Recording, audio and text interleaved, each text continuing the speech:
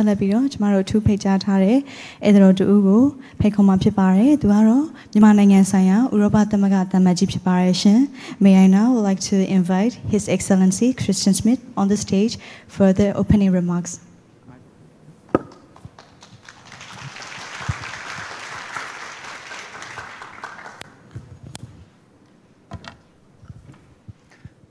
Minglaba. Well, thank you.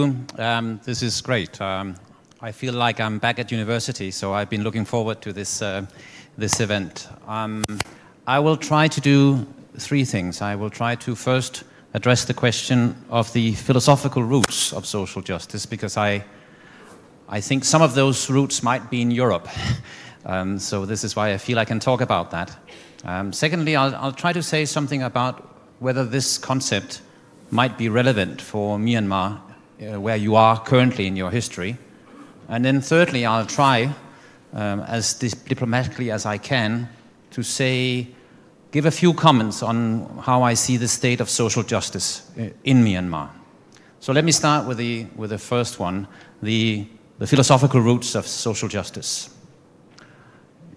Imagine a world where every individual is working for their own benefit, fighting for themselves, the law of the jungle. Now, this is very much where the philosophical roots of the concept in Europe led to the realization that this would lead to chaos. Every individual fighting, no rules, you got chaos. And therefore, in society building over time, the realization that some rules are necessary. That we as individuals are ready to give up some of our individual freedoms to do whatever we want to in a social contract.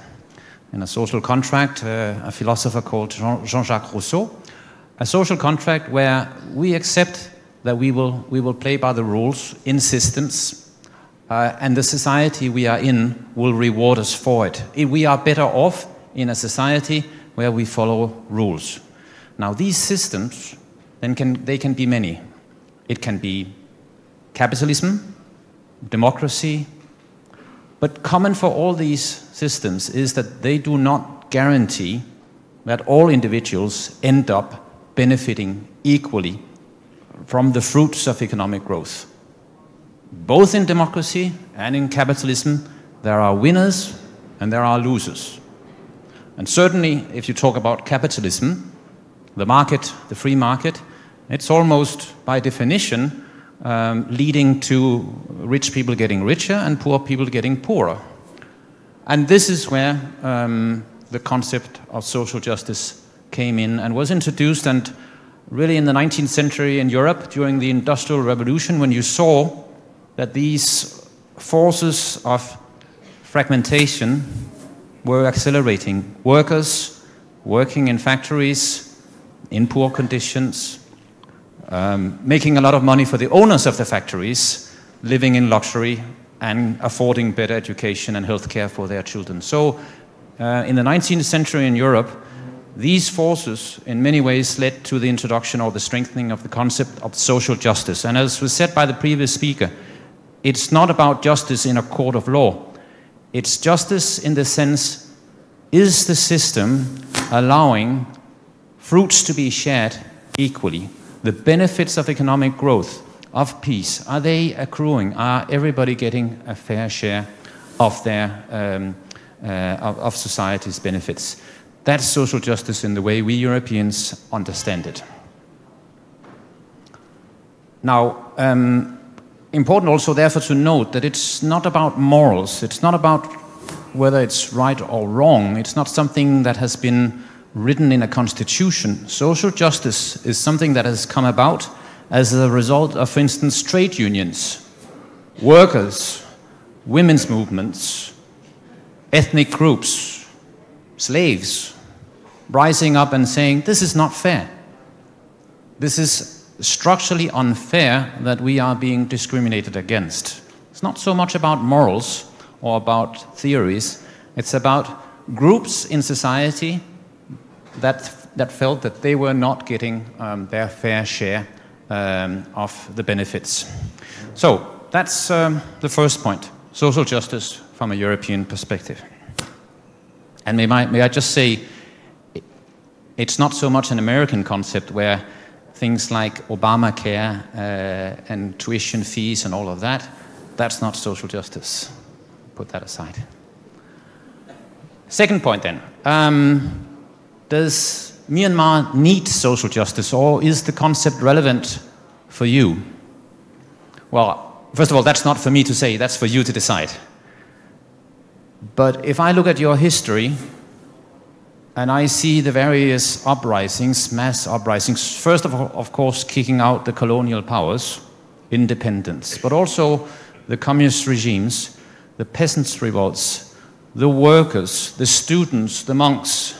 These are all, in my interpretation, movements in favor of social justice or fighting against social injustice.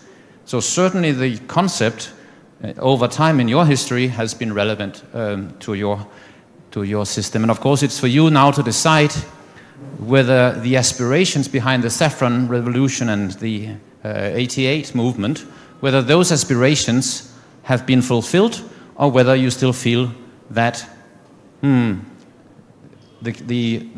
benefits of living in peace are not being shared equally.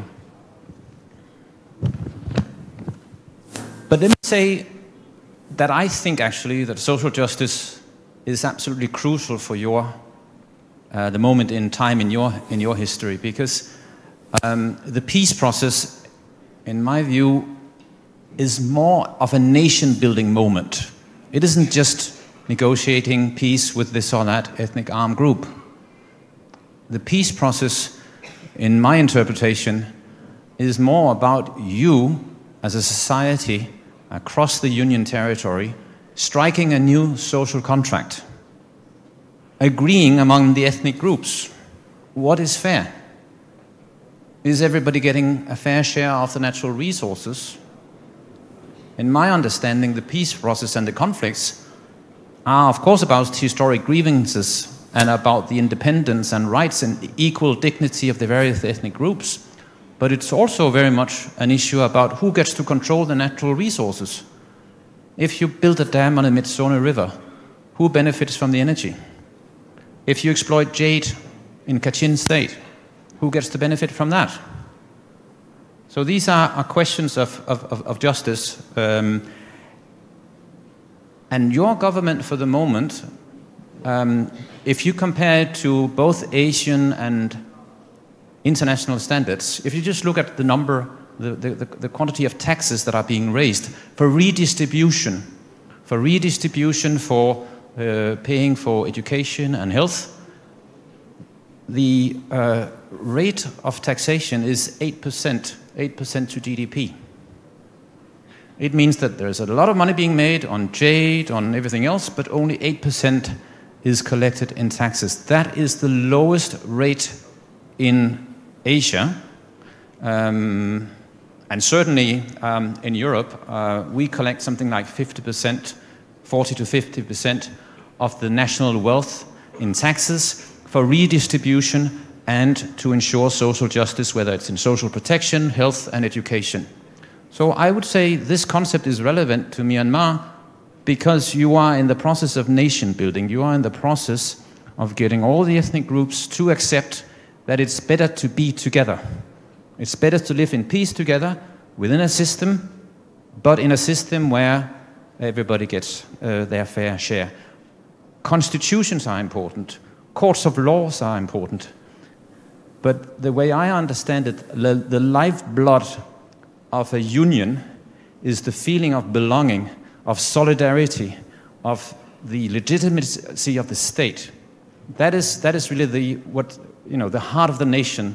The beating heart of the nation is that you feel that you are not just subjects, but you are citizens with rights who are entitled to a quality education, universal health care, peace, and a police force that treats everybody with respect.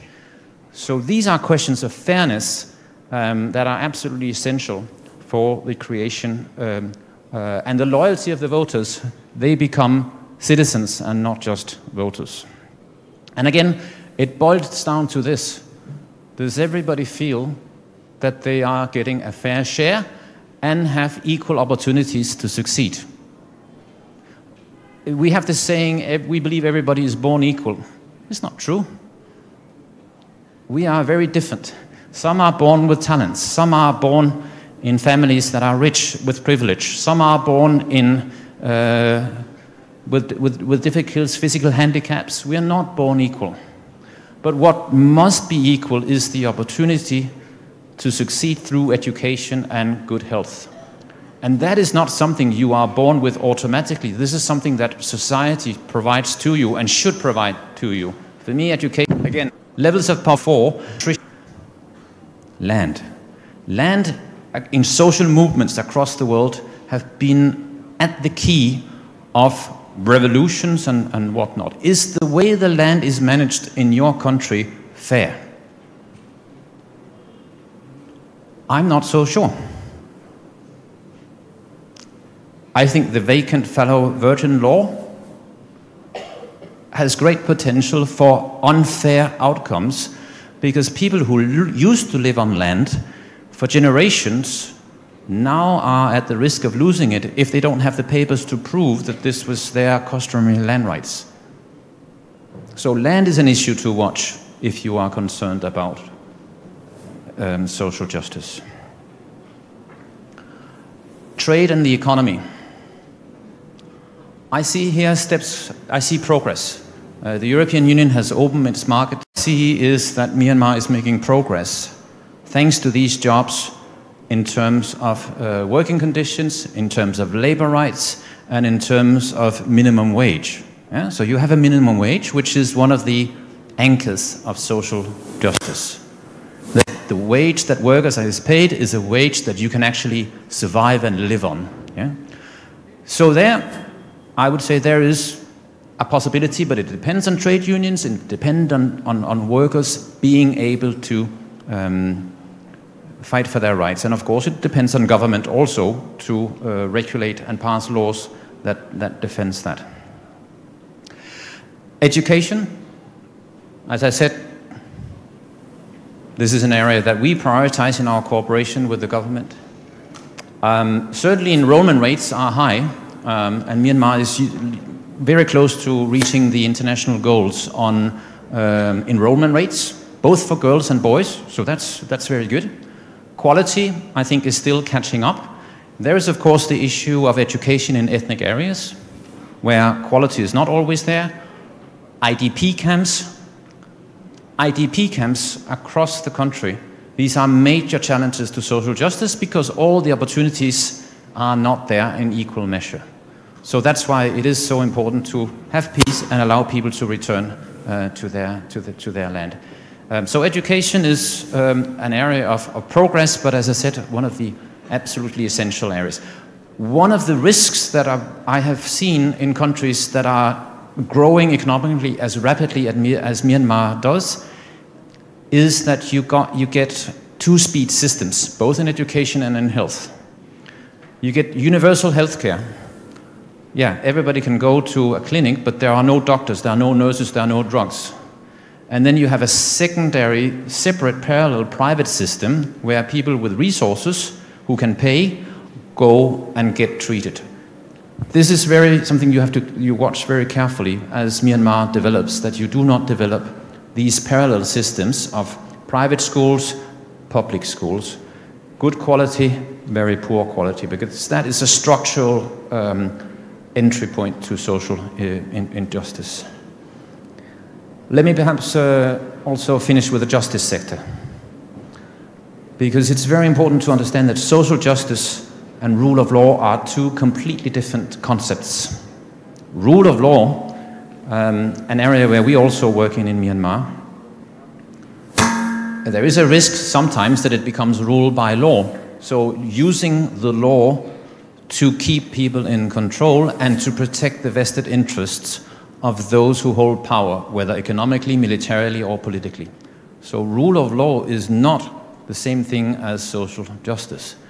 In fact, we did a survey of the population in Myanmar, and most felt that the justice sector and the courts, it was not there to uphold and protect your rights, it was there to punish and to discipline. And that, of course, is not at least our concept of justice and what the justice system should be about. Also, of course, the justice sector is not favoring social justice if the laws that are being enforced are unfair in the first place. And I mentioned the vacant fallow and virgin land law. If that is being enforced in an unfortunate manner, there will be rule of law, but there will be social injustice as well. So it's important to keep that distinction. I think I've used my time. Let me end with my conclusion. Social justice, the opposite of that is privilege, power defending status quo. And of course, in this country, I think you have good examples of that, of where, whether it's in the Constitution or in other areas, historic structures of power are protected.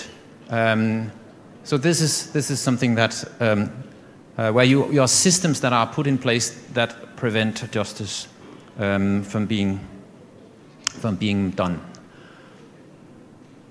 As I see it, the three main drivers for justice is: one, education. Give everybody a chance to succeed. Two, legislation. Look at whether the legislation that is being passed defends minority rights, defends people who are often vulnerable, takes care of the rural areas, protects women's rights. So legislation, that's the second point. And thirdly, of course, there will always, in any system, whether it's in Europe or in Myanmar, be winners and losers. Doesn't matter how much you try, we are different and we are not all successful. There will be winners and losers. So if you want justice, you need social protection. You need systems of solidarity to help those who did not succeed in the race that we are all in. And for that reason, I'm delighted to learn that you are working on systems of social justice, because it is a big part of living in a society where there are winners and losers. Voila, I think with that I have spoken for perhaps more than 10 minutes, but I hope I have given you a European perspective of social justice. Thank you very much.